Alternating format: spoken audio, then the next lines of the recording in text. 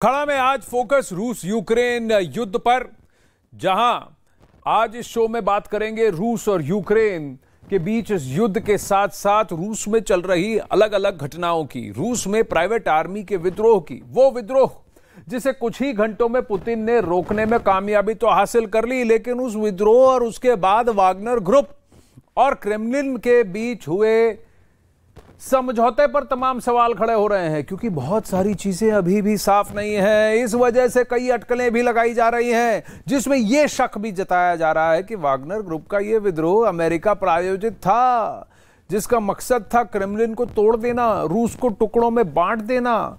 और विद्रोह पर न्यूयॉर्क टाइम्स में छपी एक खबर ने भी इस शक को और ज्यादा बल दे दिया कि अमेरिका को पहले से विद्रोह के बारे में पता था, लेकिन अब अमेरिका ने क्रेमलिन को संदेश भेजकर कहा है कि उसका इस विद्रोह से कोई लेना देना नहीं है।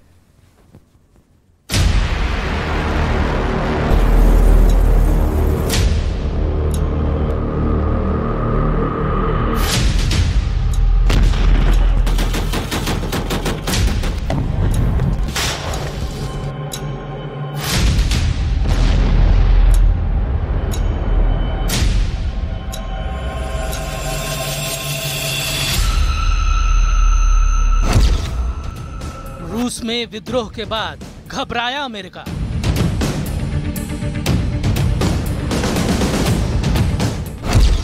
पुतिन की प्राइवेट आर्मी के विद्रोह के बाद अमेरिका की सफाई।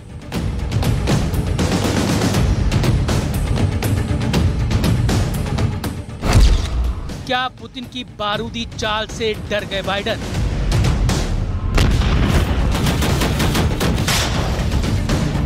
रूस में पुतिन की प्राइवेट आर्मी के विद्रोह के बाद से अमेरिका में कुछ ठीक नहीं चल रहा है।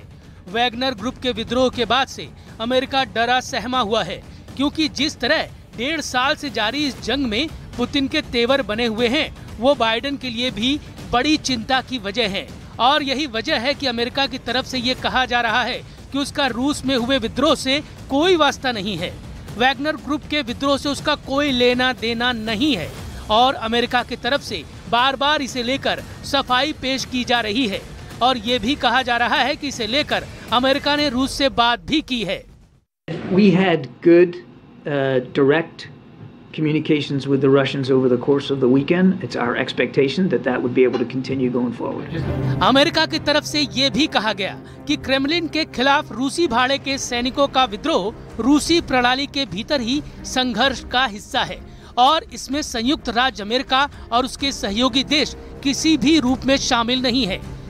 जब से रूस यूक्रेन युद्ध की शुरुआत हुई है, तब से अमेरिका रूस से बातचीत करने से इनकार करता रहा है।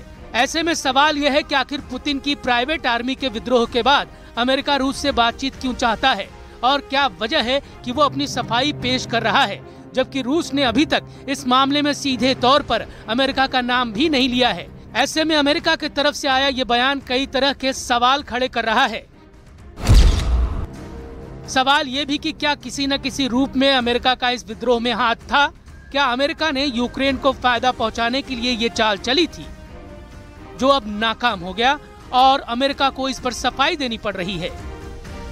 फिलहाल रूस इस विद्रोह की जांच में जुट गया है, और इसके पीछे पश्चिमी देशों की साजिश की आशंका जताई जा रही है, क्योंकि इस जंग में पश्चिमी देश लगातार रूस के खिलाफ कार्रवाई कर रहे हैं और यूक्रेन की मदद कर रहे हैं। अब सवाल ये है कि आखिर रूस के खिलाफ कौन कौन से देश एकजुट हैं?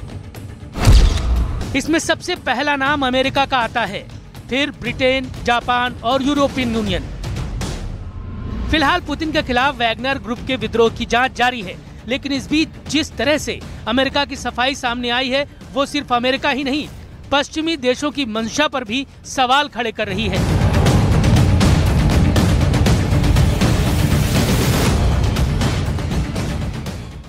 अब इसी बीच रूस में हुए विद्रोह पर वैगनर ग्रुप की सफाई सामने आई है। प्रिगोजिन ने एक 11 मिनट का ऑडियो संदेश जारी किया, जिसमें यह दावा किया गया है कि रूस की सत्ता से पुतिन को हटाना उनका मकसद नहीं था, बल्कि वैगनर ग्रुप का मकसद यूक्रेन में उनके कैंप पर रूसी हमले का विरोध दर्ज कराना था। प्रिगोजिन में रूस की सेना पर वैगनर के कैंप पर मिसाइल से हमले का आरोप लगाया, लेकिन इस 11 मिनट के ऑडियो में प्रिगोजिन ने यह नहीं बताया कि वो अभी कहां पर हैं। अटकलें ये लगाई जा रही हैं कि प्रिगोजिन रूस और यूक्रेन के इस इलाके को छोड़कर बेलारूस में कैंप जमा चुके हैं। अब रूस ने यूक्रेन पर बड़ा हवाई हमला फिलहाल इस दौरान किया है। रूसी रक्षा मंत्रालय ने हमले का एक वीडियो भी जारी किया। दावा यह किया जा रहा है कि रूस के इस हमले में यूक्रेन को भारी नुकसान पहुंचा है। इस हमले में यूक्रेनी सेना के हथियार डिपो और बख्तरबंद गाड़ियां तबाह हो गई। तो वहीं यूक्रेन ने भी रूस के ड्रोन को मार गिराने का दावा किया है।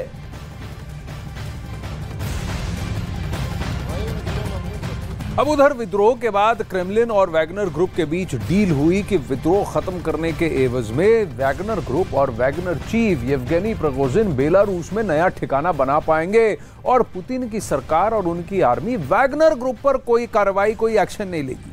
अब ऐसा होने पर बेलारूस के करीब जो नेटो के मुल्क हैं, उनमें जबरदस्त दहशत देखने को मिल रही है। पोलैंड ने अपनी सीमा की सुरक्षा बढ़ा दी है और लिथुएनिया नेटो से यह डिमांड कर रहा है कि उसकी सीमा पर सुरक्षा व्यवस्था और ज्यादा तगड़ी की जाए, क्योंकि उन्हें आशंका है कि बेलारूस से वैगनर ग्रुप उनके देश में हमला कर सकता है।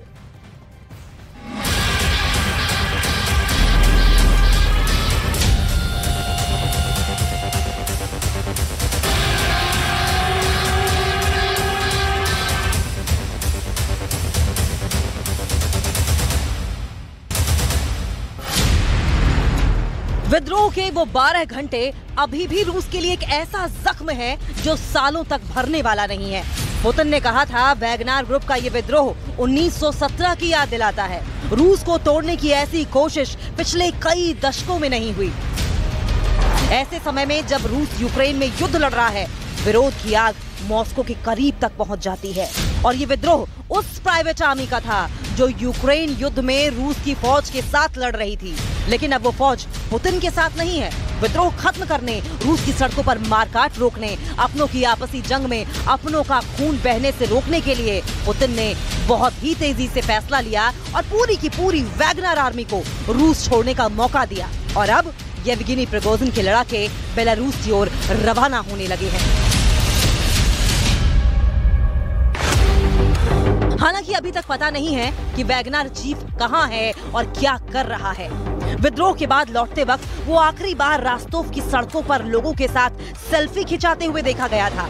उसके बाद से ही वैगनर ग्रुप का चीफ येवगेनी प्रिगोजिन अंडरग्राउंड है, लेकिन उसकी सेना बेलारूस की ओर कूच कर चुकी है। और खबर ये भी है कि वैगनर ग्रुप के लिए बेलारूस के मगिलो में कैंप तैयार कर दिए गए हैं, जहां 24 वर्ग किलोमीटर में वैगनर ग्रुप के लड़ाके रह सकते हैं। यानी अब वैगनर ग्रुप नेटो मुल्कों के बेहद करीब पहुंच चुका है। बेलारूस में वैगनर, नेटो में दहशत।